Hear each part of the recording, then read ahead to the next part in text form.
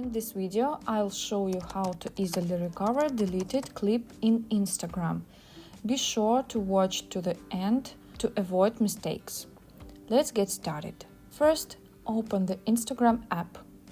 Then click on your profile icon in the bottom right corner. Then tap on the hamburger menu and select your activity. Scroll down the page until you find the Upload Info option.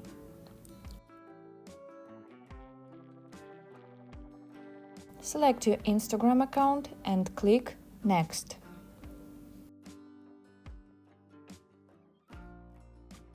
Make sure Upload to device. Next, click Create File.